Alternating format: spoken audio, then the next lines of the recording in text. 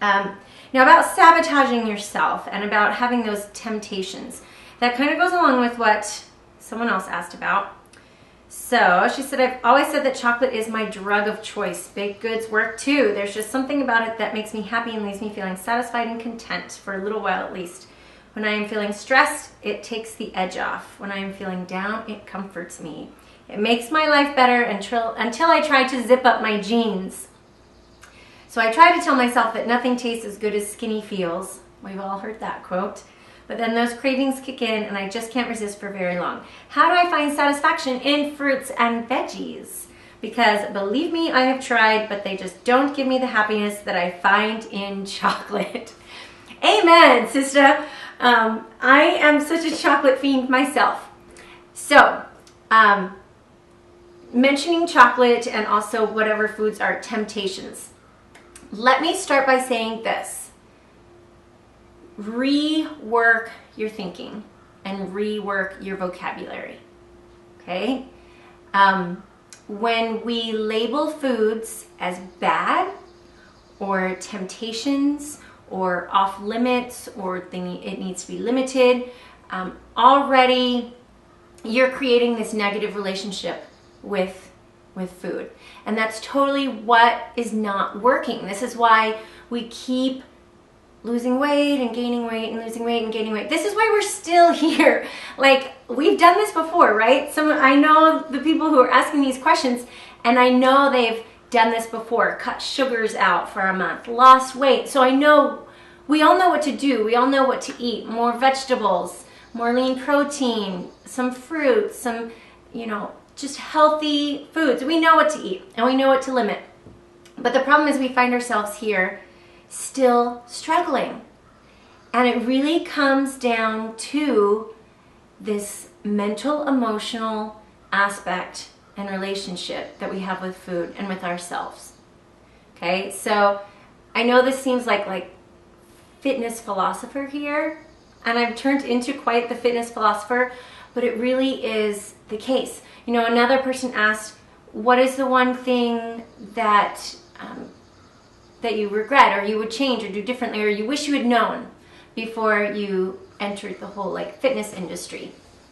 And I don't have a lot of regrets in life because I feel like every experience is learning, and I learn and grow and change. So good or bad, every experience has made me who I am today.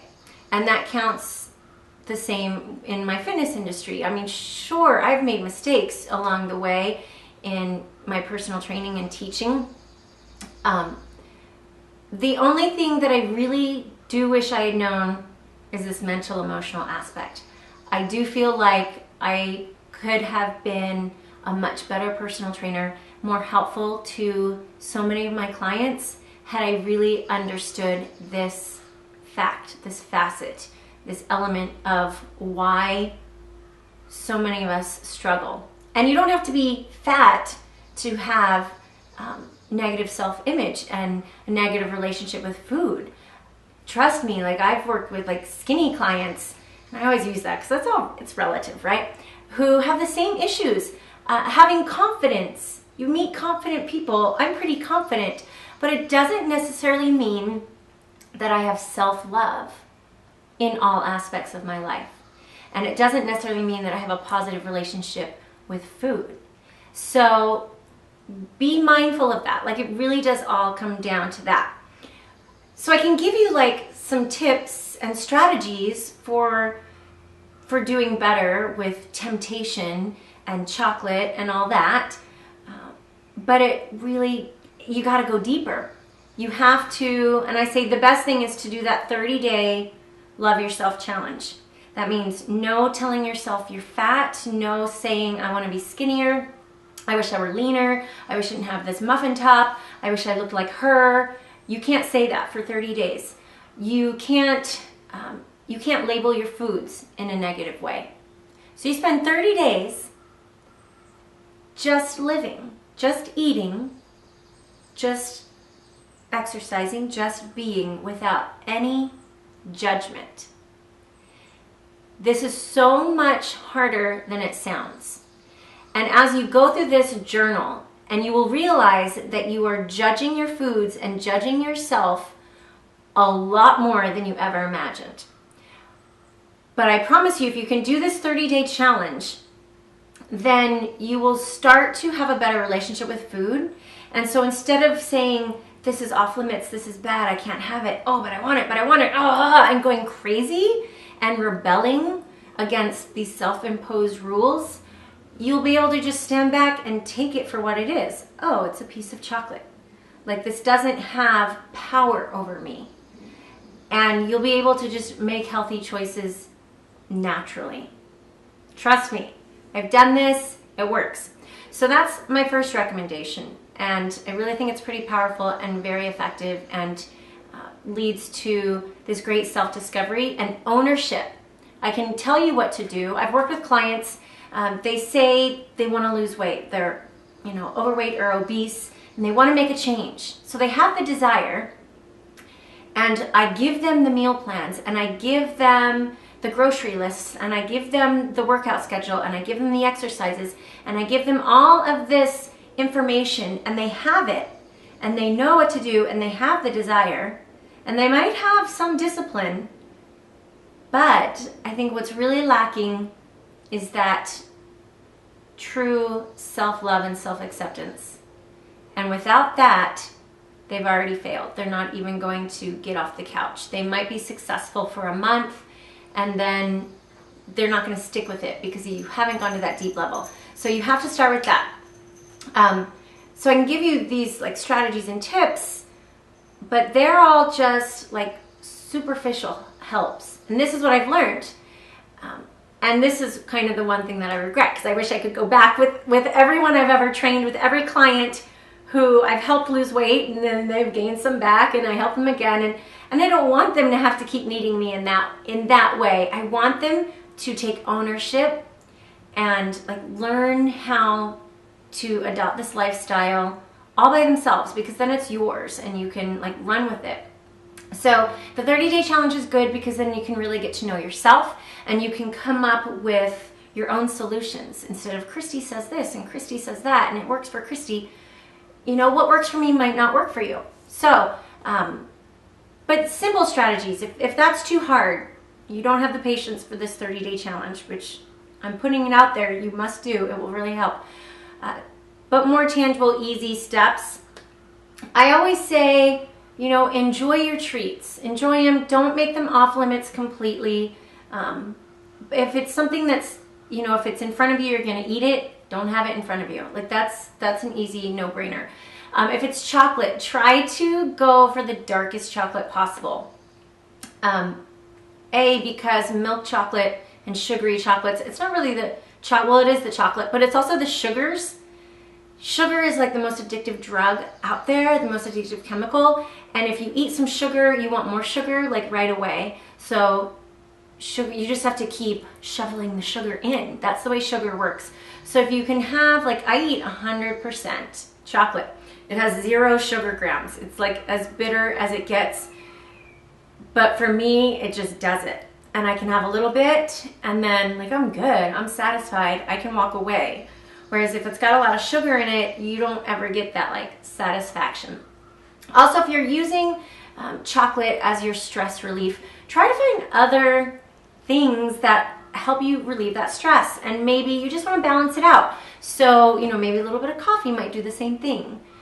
Maybe a little bit of red wine would do the same thing. I know not everyone imbibes like I do, but we know that red wine is not too bad for you and can also de-stress.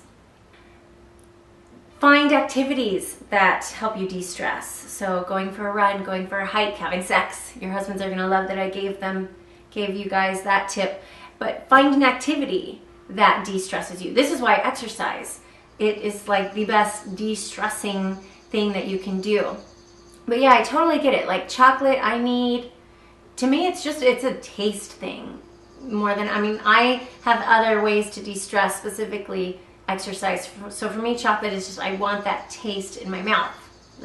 Give it to me. It's so yeah, give yourself a little bit, but try to go as dark as possible. Cut the sugars. I am a sucker for baked goods as well. So here's the thing, prioritize and play favorites. You don't, just because I like baked goods, that doesn't mean that I should like eat every baked good at the potluck dinner. Like, pick my favorite. I know my favorite is a delicious homemade chocolate chip cookie. Like, give me a chocolate chip cookie. That to me is, that's my favorite. So I know I don't love cupcakes, and I don't love cake, and I don't love like puddings and jello salads, and I don't love, you know, there's so many treats that I don't love. So why am I shoveling it into my mouth just because it's Saturday, right? So, you know, have your favorite treat and focus on that. But really, if you get in a healthy mindset with food, then that cookie, that piece of chocolate is not going to have so much sway and power over you. Because really it's you kind of rebelling.